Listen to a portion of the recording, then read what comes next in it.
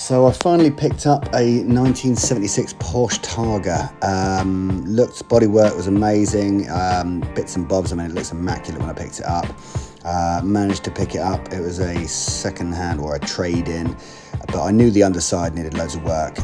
So I got it home, got it up on the ramp, got the wheels off, looked at the brakes, and obviously there was quite a lot of rust on the underside, so the brakes needed sorting out. So I obviously wanted to do a pretty decent job on it, so I took everything off. I obviously got loads of pictures on the way, the engine on the underside, and generally everything on the underside was pretty gone. There was a bit of welding to do, but I knew the engine ran, so it was worth doing. So I mechanically grinded all the arches, all the underside, try to get it back as tidy as possible. The roll bars, everything, all the rubbers needed replacing.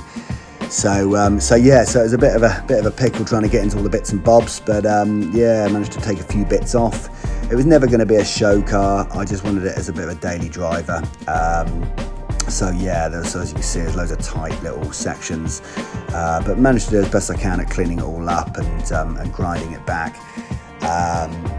And obviously had some welding done on the door cards as well. The CV joints all needed doing.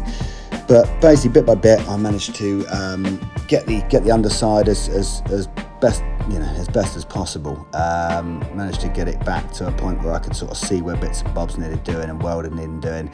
You can see I can kind of got it back to a bit of bare metal in places, but it had a pretty decent layer on the underside on the arches.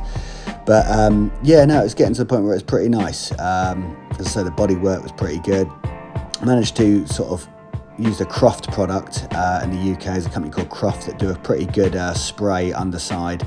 So I got all that sprayed up, got the new brakes on, Design 911, had all the parts over here. I think it's Pelican Parts in America. But yeah, basically got the brakes back on, got the underside in a pretty good shape, got the CV joints back on, and finally had the engine sent back to me from a guy who rebuilt that.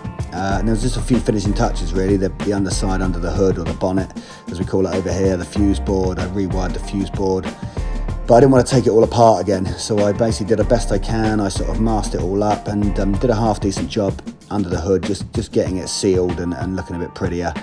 And then finally got to take it out, took the kids out, took the missus out, put the hood down, found a few little bits that needed replacing, so I did a few more bits on the gaskets, etc., on the rubbers, and fun day.